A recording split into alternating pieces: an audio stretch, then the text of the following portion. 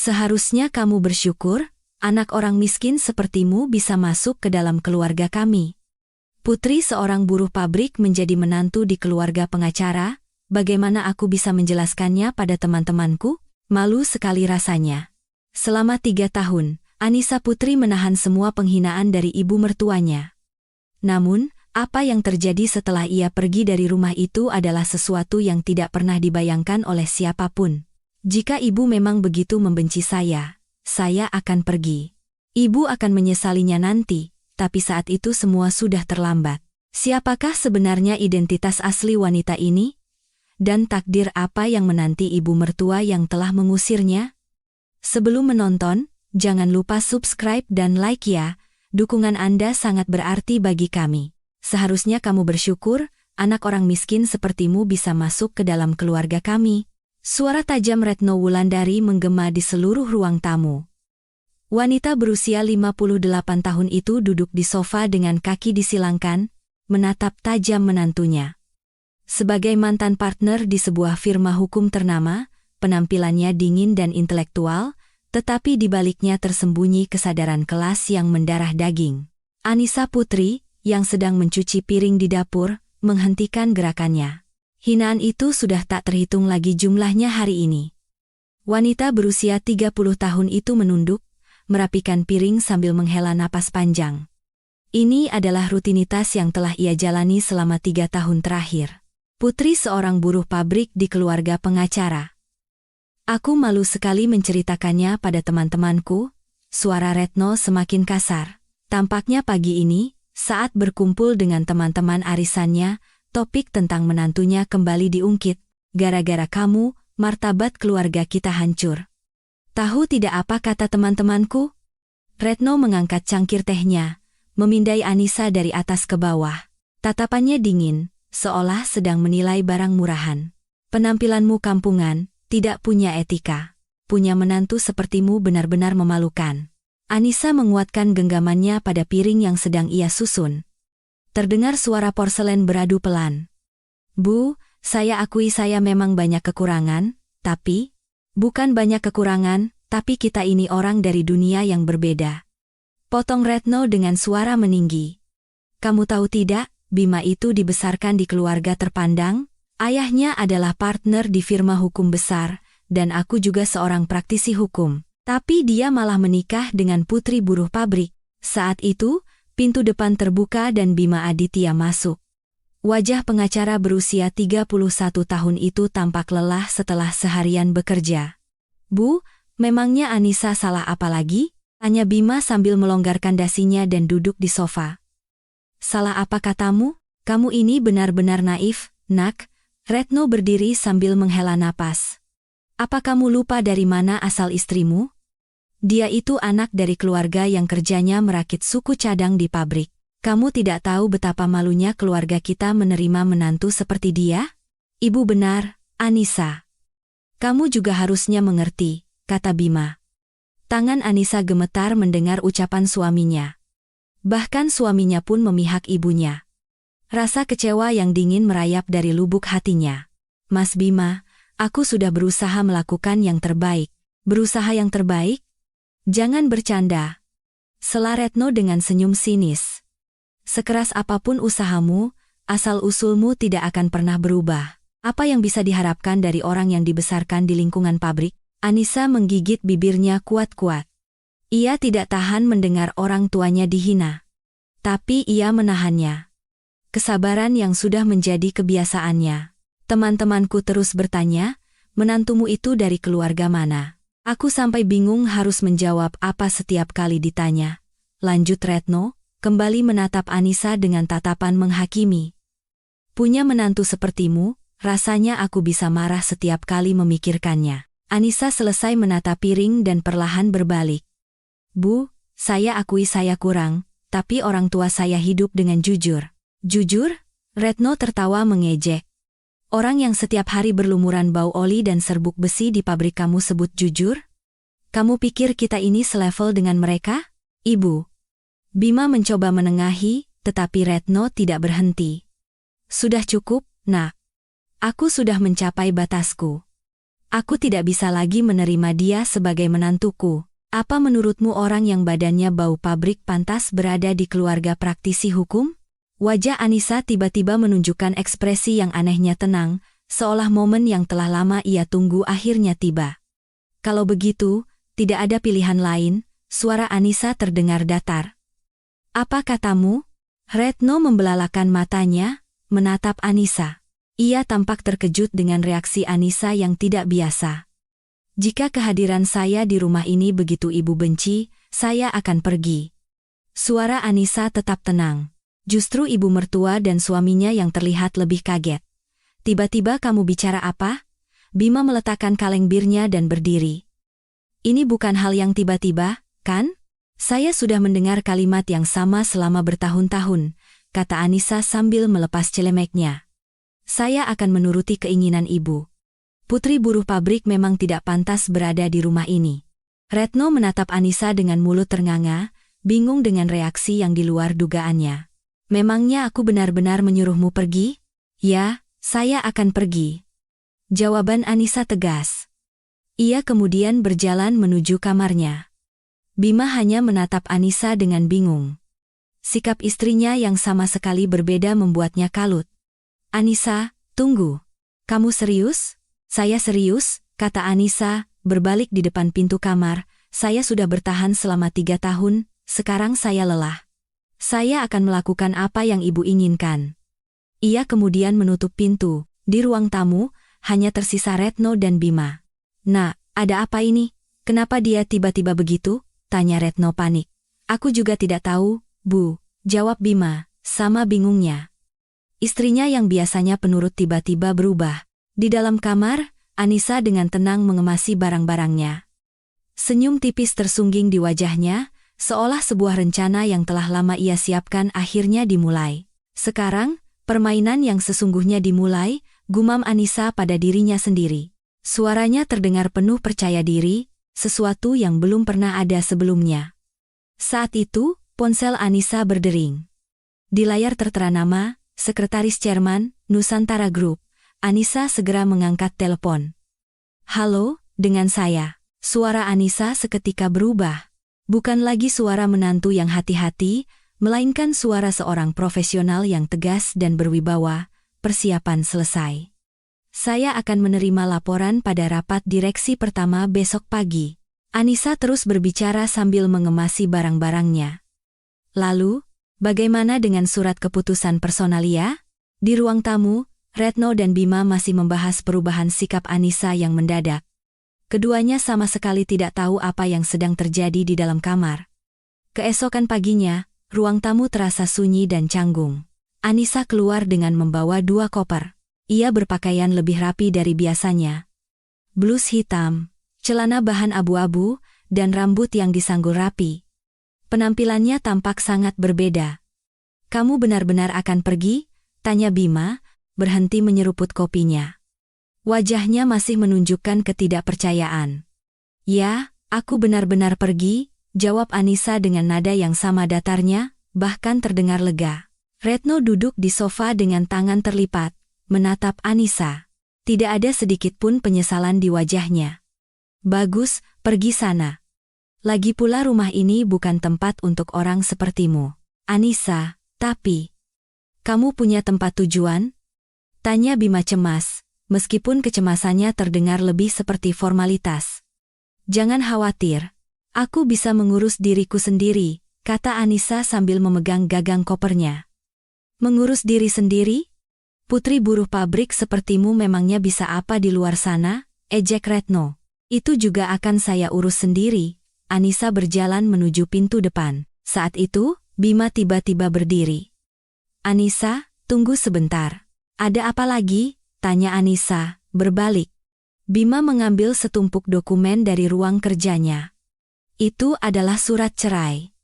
Tanda tangani ini, kata Bima sambil menyodorkan dokumen itu kepada Anissa. Sudah disiapkan rupanya, Anissa tidak terkejut sama sekali. Ia menerimanya dengan tenang, seolah sudah menduganya. Lagi pula hubungan kita akan berakhir seperti ini, kan? Ini yang terbaik untuk kita berdua, kata Bima sambil membuang muka. Wajahnya menunjukkan campuran antara rasa bersalah dan lega. Benar, Nak, akhirnya kamu sadar juga, sela Retno dengan nada menang. Akhirnya kita bisa menyingkirkan orang seperti dia dari keluarga kita. Anissa membuka surat cerai itu. Tanda tangan Bima sudah tertera di sana. Kapan Mas menandatanganinya? Tadi malam, setelah berdiskusi dengan ibu. Jawaban Bima jujur, tanpa sedikit pun nada penyesalan. Begitu ya? Anissa mengeluarkan pulpen dari tasnya, dan tanpa ragu menandatangani surat itu. Sekarang kita bebas, kata Bima sambil menghela napas lega. Benar. Sekarang aku mau kerja di pabrik atau melakukan apapun, itu bukan lagi urusan kalian. Kita tidak punya hubungan apa-apa lagi, kata Retno dingin. Anissa mengembalikan dokumen yang sudah ditandatangani kepada Bima. Semoga kalian baik-baik saja. Ia kemudian menarik kopernya dan membuka pintu depan. Tunggu, Anissa, panggil Bima lagi. Masih ada lagi? Anissa berbalik di ambang pintu. Maafkan aku, permintaan maaf Bima terdengar tulus, tetapi sudah terlambat, tidak apa-apa. Mungkin ini memang yang terbaik, kata Anissa, hendak melangkah keluar. Saat itu, Retno melontarkan satu kalimat terakhir. Jangan menyesal nanti, karena telah meninggalkan keluarga seperti kami. Menyesal? Anissa berhenti dan berbalik. Senyum tipis terukir di wajahnya. Saya rasa, saya tidak akan menyesal. Apa katamu? Retno mengerutkan kening. Justru sekarang, saya merasa bisa memulai hidup saya yang sebenarnya. Suara Anissa mengandung kepercayaan diri yang aneh. Apa maksudmu? Memangnya orang sepertimu bisa melakukan apa? Ejek Retno. Anda akan segera tahu, kata Anissa sebagai kalimat terakhir sebelum menutup pintu. Retno dan Bima yang tersisa di ruang tamu saling berpandangan dengan bingung. Nak, kamu lihat ekspresi Anissa tadi? Aneh sekali kan? Tanya Retno cemas. Aku juga merasa begitu, Bu. Sangat berbeda dari biasanya, Bima mengangguk. Berbeda apanya? Itu cuma gertakan saja. Memangnya putri buruh pabrik bisa apa di luar sana? Kata Retno sambil mengibaskan tangannya, meski di dalam hatinya ia merasa tidak nyaman. Sementara itu, di luar apartemen, Anissa sedang menunggu taksi. Ponselnya berdering. Halo, dengan Anissa. Suara Anissa langsung berubah begitu menerima telepon. Bukan lagi nada hati-hati, melainkan suara yang tegas dan penuh percaya diri. Ya, semua berjalan sesuai rencana. Kita bisa lanjut ke tahap kedua, kata Anissa. Sosoknya yang sedang berbicara di telepon tampak seperti orang yang sama sekali berbeda. 3 tahun sudah cukup lama. Sepertinya sudah waktunya untuk menunjukkan wujud asliku. Anissa menutup telepon dan masuk ke dalam taksi. Ia menoleh untuk terakhir kalinya ke arah apartemen yang terlihat dari jendela mobil. Sekarang dimulai, senyum penuh makna tersungging di bibirnya, seolah ia baru saja melepaskan topeng yang telah lama ia kenakan. Pak, tolong ke gedung Nusantara Group di SCBD, ya, kata Anissa. Baik, Bu, jawab sopir taksi. Saat taksi mulai melaju, sosok Anissa semakin menjauh. Di dalam apartemen, Retno dan Bima masih membahas ekspresi terakhir Anissa. Tapi benar-benar aneh, Bu. Cara Anissa tersenyum tadi, itu cuma gertakan, Bima. Dia cuma mau menjaga harga dirinya saat diusir, kata Retno, meskipun ia tidak bisa menyembunyikan rasa cemasnya. Namun, keduanya belum tahu siapa sebenarnya wanita yang baru saja mereka usir dari rumah, dan apa yang akan terjadi selanjutnya. Taksi yang membawa Anissa melaju di antara gedung-gedung pencakar langit di Jakarta. Pemandangan kota yang sibuk berlalu dengan cepat di luar jendela. Anissa memejamkan mata sejenak dan menarik napas dalam-dalam. Akhirnya selesai, gumamnya. Tidak ada lagi yang perlu ia sembunyikan. Waktunya telah tiba untuk menunjukkan jati dirinya yang sebenarnya, yang telah ia sembunyikan selama 3 tahun. Taksi berhenti di depan sebuah gedung pencakar langit setinggi 50 lantai di jantung Sudirman Central Business District, SCBD. Bangunan modern yang terbuat dari kaca dan baja itu berkilauan di bawah sinar matahari. Logo raksasa bertuliskan Nusantara Group bersinar di bagian depan gedung. Anissa turun dari taksi sambil membawa tasnya. Di pintu masuk, beberapa petugas keamanan memberi hormat dengan sopan. "Selamat pagi, Bu Direktur," sapa mereka. Anissa mengangguk. "Pagi," semangat kerjanya. Suara Anissa terdengar alami dan berwibawa, seolah-olah ia adalah pemilik tempat itu sejak awal. Saat melewati lobi, satu persatu karyawan menyapanya. "Pagi, Bu Anissa." "Selamat pagi, Bu Direktur." Anissa membalas setiap sapaan dengan ramah. Penampilannya sangat berbeda dari 3 tahun terakhir. Lift tiba, dan Anissa menekan tombol untuk lantai teratas, lantai 50, menuju ruang chairman. Di dalam lift, Anissa menatap pantulan dirinya di cermin. Itulah wujud aslinya, yang tidak perlu lagi ia sembunyikan. Pintu lift terbuka, menampakkan ruang sekretariat yang luas. "Selamat datang, Bu Direktur. Bapak Komisaris Utama sudah menunggu," sapa seorang sekretaris dengan hormat. "Bagaimana kondisi kakek? Baik-baik saja?" "Baik, Bu. Semalam beliau masih bekerja sampai larut." Anissa tersenyum dan membuka pintu ruang chairman. Di dalam ruangan yang luas dan mewah itu, seorang pria tua berusia pertengahan 70-an sedang memeriksa dokumen. "Kek, Anissa datang," sapa Anissa ceria. Pria tua itu mengangkat kepala dan menatap cucunya. Matanya penuh dengan kebanggaan. "Cucuku sudah datang." "Bagaimana hasilnya?"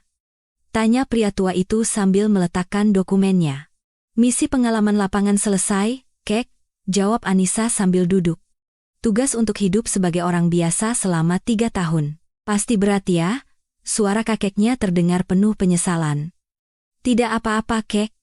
Berkat itu, saya jadi bisa melihat karakter orang yang sebenarnya," jawab Anissa dengan nada penuh makna. Kakeknya sudah bisa menebak apa saja yang telah terjadi padanya. "Kalau begitu, sekarang kamu sudah siap untuk mulai bekerja di perusahaan secara resmi?" "Ya, saya siap." Anissa mengangguk. "Baiklah. Mulai besok, kakek akan mengangkatmu sebagai direktur eksekutif. Semoga penantian selama 3 tahun ini tidak sia-sia." Anissa menatap keluar jendela.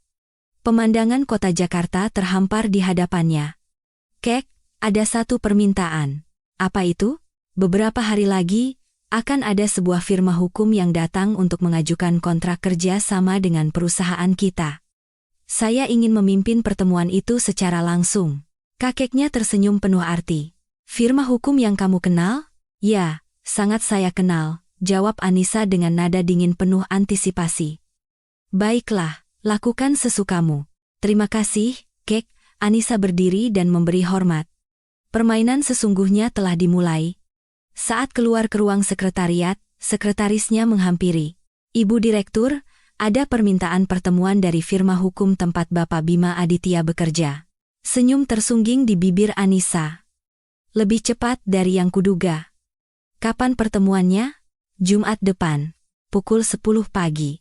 "Bagus. Siapkan ruang rapat utama," perintah Anissa. "Dan pesertanya dari pihak kita cukup saya sendiri." "Baik, Bu, akan saya siapkan." Anissa berjalan menuju ruang kerjanya. Sebuah ruangan luas dengan plakat nama di pintu. "Anissa Putri, Direktur Eksekutif." Sambil duduk dan memandang lanskap kota Jakarta, Anissa termenung. Semua penghinaan dan cemoohan yang ia tahan selama 3 tahun kembali terbayang. "Kalian semua akan membayar harga atas perbuatan kalian," gumamnya. Sementara itu, di rumah, Retno dan Bima masih merasa gelisah. "Benar-benar aneh, Nak." Ekspresi Anissa saat pergi tadi. "Mungkin cuma gertakan, Bu. Dia hanya mencoba menjaga harga dirinya saat diusir."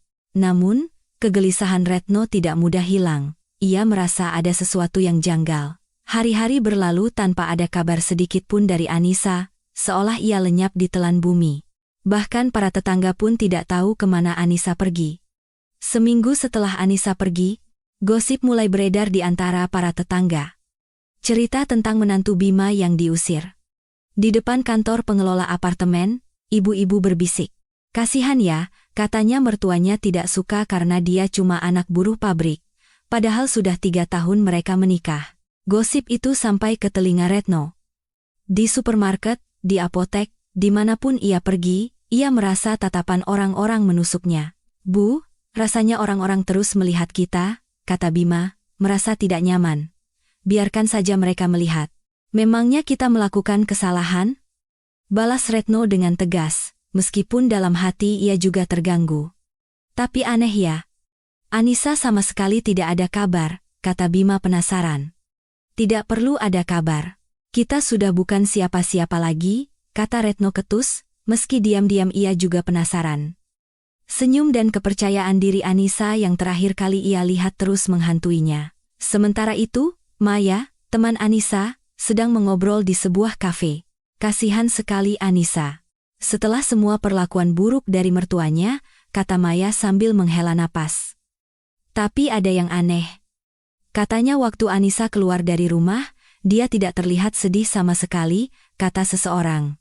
Benarkah? Biasanya orang akan menangis meraung-raung, sahut Maya, terkejut. Justru katanya dia terlihat lega, seolah sudah menunggu momen itu.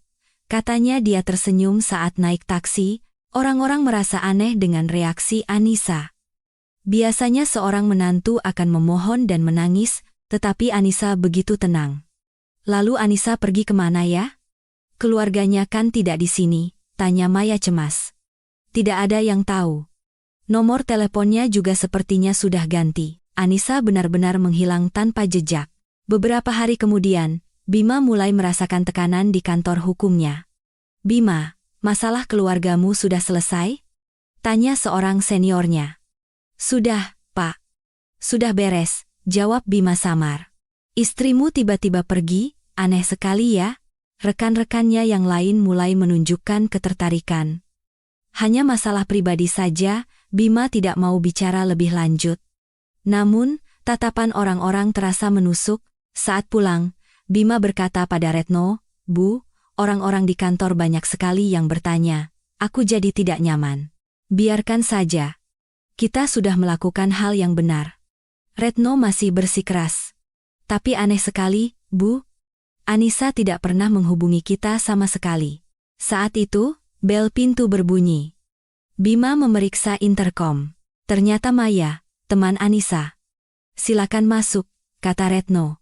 Selamat sore, Bu. Maaf mengganggu, saya hanya ingin bertanya, sapa Maya canggung. Pasti soal Anissa, kan? Tanya Retno langsung. Iya, Bu. Dia tidak bisa dihubungi. Apa Ibu tahu di mana dia? Kenapa kami harus tahu? Kami sudah tidak ada hubungan lagi, jawab Retno dingin. Tapi bukankah kalian sudah menjadi keluarga selama 3 tahun?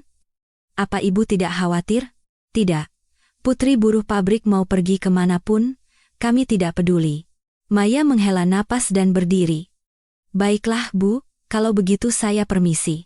Setelah Maya pergi, keheningan kembali menyelimuti ruang tamu. Bu, apa Ibu benar-benar tidak penasaran Anissa ada di mana? Tanya Bima hati-hati. Sudah kubilang tidak. Daripada memikirkan anak itu, lebih baik kamu cari calon istri baru. Balas Retno tegas, meskipun senyum dan tatapan percaya diri Anissa yang terakhir terus mengganggunya. Ia mencoba meyakinkan dirinya bahwa ia telah melakukan hal yang benar, tetapi gosip tetangga dan tatapan aneh Anissa terus membuatnya gelisah. Malam itu, Retno tidak bisa tidur. Kalimat Anissa, Anda akan segera tahu, terus terngiang di telinganya. Jangan-jangan dia punya rencana? Retno menggelengkan kepala. Mana mungkin putri buruh pabrik punya rencana? Itu pasti hanya gertakan. Namun, jauh di lubuk hatinya, ia merasa cemas. Ia mulai merasa mungkin keputusannya salah. Sebulan berlalu. Sebuah berita besar datang di firma hukum tempat Bima bekerja. Semuanya, ada pengumuman penting, kata Pak Santoso, pimpinan firma, di ruang rapat. Kita akan mengikuti tender untuk kontrak penasihat hukum berskala besar dengan Nusantara Group. Para pengacara mulai berbisik. Seberapa besar skalanya, Pak? Tanya Bima.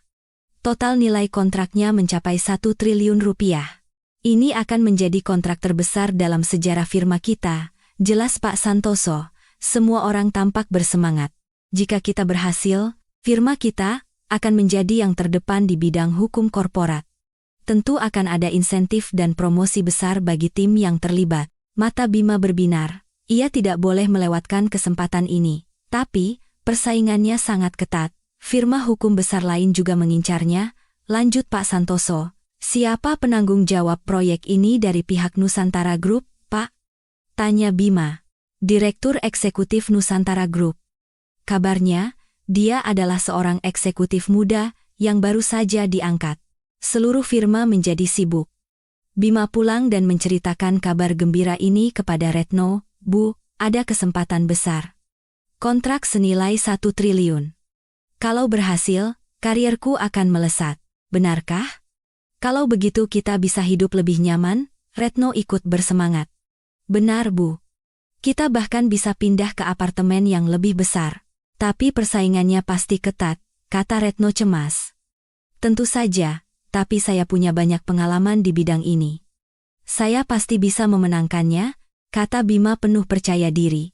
Beberapa hari kemudian, persiapan dimulai. Bima, kamu pimpin proyek ini, kata Pak Santoso. Baik, Pak, terima kasih. Bima sangat senang. Ia dan timnya bekerja siang malam menyiapkan proposal. Namun, informasi tentang Direktur Eksekutif Nusantara Group sangat sedikit. Aneh, informasinya hampir tidak ada, kata seorang anggota tim. Mungkin karena masih baru. Kabarnya sangat perfeksionis dan lulusan luar negeri, kata Bima. Bima bekerja lebih keras lagi, menyempurnakan proposal dan materi presentasi. Bu, kalau kontrak ini berhasil, hidup kita benar-benar akan berubah, katanya pada Retno. Kamu harus berhasil, Nak. Untung saja Anissa sudah tidak ada di sini. Coba bayangkan betapa memalukannya kalau dia harus bertemu dengan klien penting, kata Retno.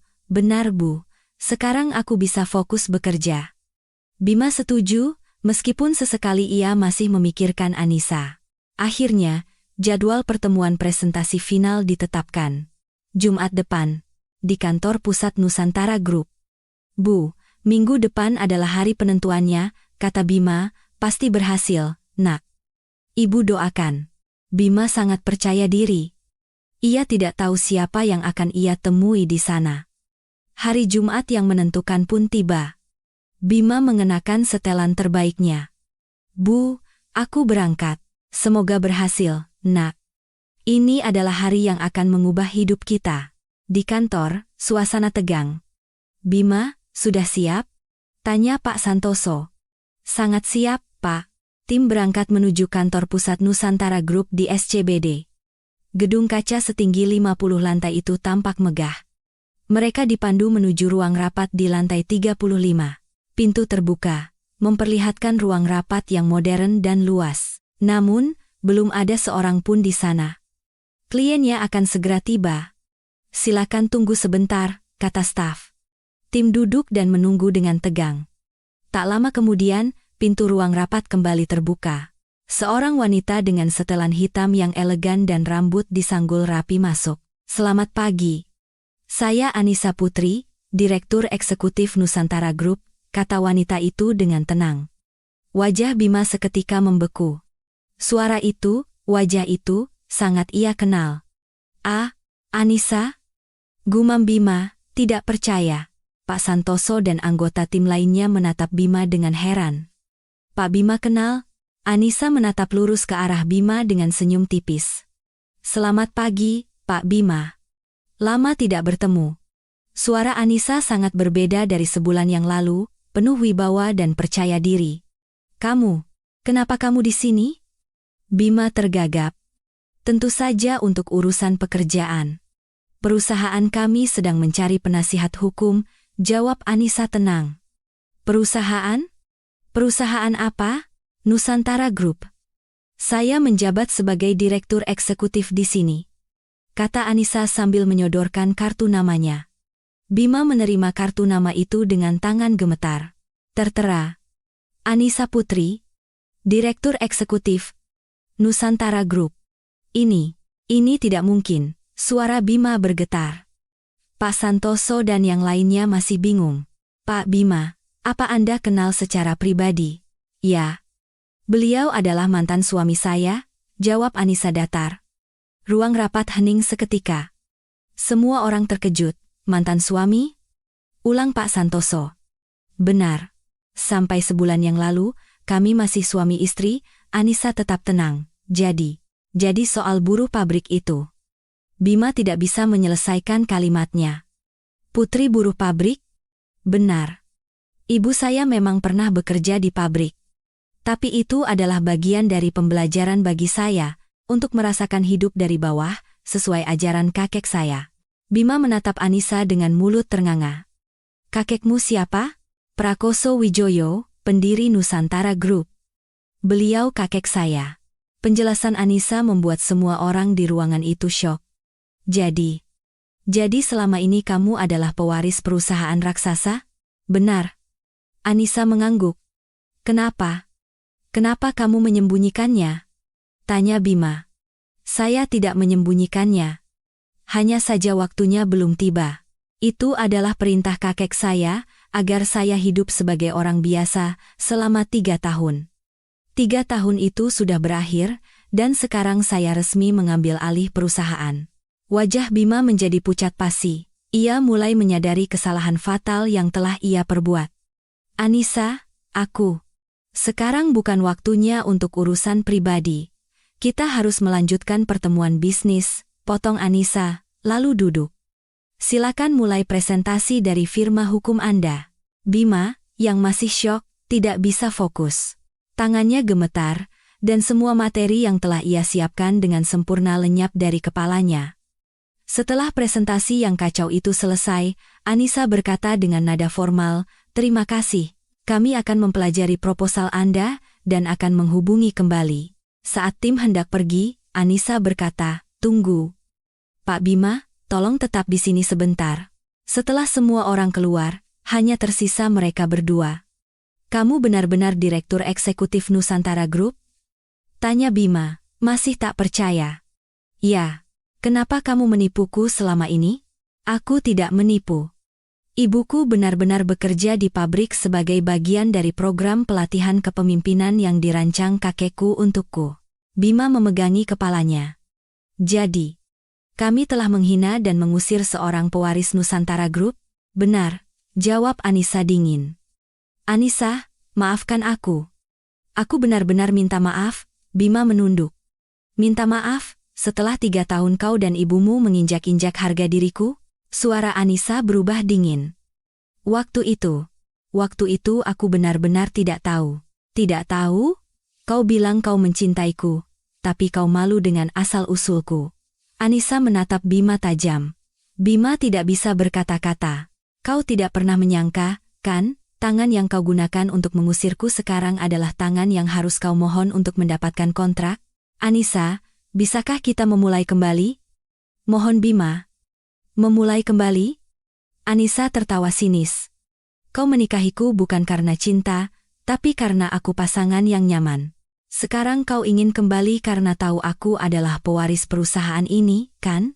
Bima tidak bisa menyangkalnya. "Ibumu juga pasti begitu. Wanita yang menghinaku sebagai putri buruh pabrik, apa tiba-tiba mau menerimaku kembali sebagai menantu?" "Anissa, kami benar-benar minta maaf. Kami salah. Berdirilah. Sekarang kita hanya punya hubungan bisnis. Singkirkan perasaan pribadimu," kata Anissa dingin sambil berdiri. "Mengenai kontrak, saya akan hubungi beberapa hari lagi setelah pertimbangan." Anissa keluar dari ruang rapat, meninggalkan Bima yang sendirian dan hancur. Ia baru menyadari betapa besar kesalahannya. Malam itu, Bima menelepon Retno. "Bu, cepat datang ke gedung Nusantara Group sekarang." "Ada apa?" "Ini soal Anissa." "Cepat datang, Bu." Dengan panik, Retno bergegas pergi. Ia bertemu Bima di lobi. "Nak, ada apa sebenarnya?" "Bu, duduk dulu." "Anissa. Dia adalah direktur eksekutif perusahaan ini." "Apa?" pekik Retno. "Dia cucu dari pendiri Nusantara Group." Wajah Retno pucat pasi. Ia terduduk lemas. Ia sadar apa yang telah ia perbuat. "Lalu, bagaimana dengan kontraknya?" "Aku tidak tahu. Dia bilang akan mempertimbangkannya." Kita benar-benar hancur," gumam Retno putus asa. Beberapa hari kemudian, telepon berdering di firma hukum. "Selamat siang, dari Nusantara Group." Kami ingin memberikan keputusan akhir mengenai kontrak. Ah, iya, pasti kabar baik, kan? Kata Pak Santoso penuh harap. Mohon maaf. Setelah kami pertimbangkan, kami memutuskan untuk tidak melanjutkan kerja sama ini. Selain itu, kami juga telah menerima pertanyaan dari beberapa perusahaan besar lain mengenai kredibilitas firma hukum Anda. Wajah Pak Santoso pucat pasi. Apa maksud Anda? Detailnya akan kami kirimkan melalui surat resmi. Telepon ditutup. Pak Santoso segera memanggil Bima. Bima, gawat. Nusantara Group menolak kontrak kita. Dan sepertinya mereka menyebarkan rumor buruk tentang kita ke klien lain. Jantung Bima serasa berhenti berdetak. Benar saja, Anissa telah menggunakan pengaruhnya. Dalam beberapa hari, klien-klien besar seperti grup perbankan dan manufaktur mulai memutus kontrak mereka. Firma hukum itu berada di ambang kebangkrutan. Bima, ini semua gara-gara kamu. Masalah pribadimu menghancurkan seluruh perusahaan, rekan-rekannya menyalahkannya. Beberapa hari kemudian, Bima dipanggil oleh Pak Santoso. Maaf, Bima. Perusahaan harus melakukan restrukturisasi. Kamu harus bertanggung jawab atas kejadian ini, dan kami terpaksa memberhentikanmu. Bima dipecat dari perusahaan tempat ia bekerja selama 10 tahun. Bu, aku dipecat, katanya pada Retno saat pulang. Apa? Retno terduduk lemas. Kita sudah berakhir. Penyesalan mereka sudah terlambat. Sementara itu, di ruangannya, Anissa menikmati secangkir kopi. Bu Direktur, firma hukum itu sekarang mengalami krisis keuangan, dan Pak Bima telah dipecat, lapor sekretarisnya. Senyum tipis tersungging di bibir Anissa. Itulah harga yang harus mereka bayar atas penghinaan selama 3 tahun. Beberapa bulan kemudian, kondisi Retno dan Bima semakin memburuk. Bima kesulitan mencari pekerjaan baru karena pengaruh Anissa yang kuat di dunia bisnis. Retno jatuh sakit karena stres. Kita harus menemuinya dan meminta maaf, kata Retno. Mereka pergi ke Nusantara Group, tetapi dihentikan oleh sekretaris. Mohon maaf, Ibu Direktur tidak menerima pertemuan pribadi tanpa janji. Mereka memohon, tetapi ditolak. Saat itu, Anissa keluar dari lift. Sedang apa kalian di sini? Tanya Anissa dingin. Anissa, maksud saya, Bu Direktur. Tolong beri kami kesempatan, mohon Retno. Tidak ada yang perlu dibicarakan, kata Anissa, hendak berlalu. Tolong, kami benar-benar salah. Kami minta maaf dengan tulus. Retno menghalangi jalan Anissa. Apa ibu pikir permintaan maaf bisa menyelesaikan segalanya? Anissa tersenyum sinis. Saya tidak menginginkan apa-apa dari kalian. Jalani saja hidup kalian masing-masing. Anissa berlalu begitu saja, meninggalkan Retno dan Bima yang berdiri mematung dalam keputusasaan. Setahun berlalu. Anissa berhasil memimpin Nusantara Group dengan gemilang. Nilai perusahaan meroket. Sebaliknya, Bima hanya bisa bekerja di kantor notaris kecil dan kesehatan Retno semakin memburuk. Kenapa dulu aku begitu? Kenapa aku menghinanya hanya karena dia putri buruh pabrik? Menilai orang dari luarnya memang salah, sesal Retno dalam kesendirian. Sore itu, Anissa berdiri di podium dalam sebuah konferensi pers untuk mengumumkan pengangkatannya sebagai Wakil Komisaris Utama Nusantara Group. Selamat, Ibu Wakil Komisaris Utama. Boleh minta sedikit komentarnya? Tanya seorang wartawan. Saya selalu belajar untuk tidak menilai orang dari penampilan luarnya, kata Anissa tenang. Siapapun bisa sukses jika berusaha. Tapi saya juga ingin menegaskan, orang yang merendahkan orang lain akan menerima balasan yang setimpal.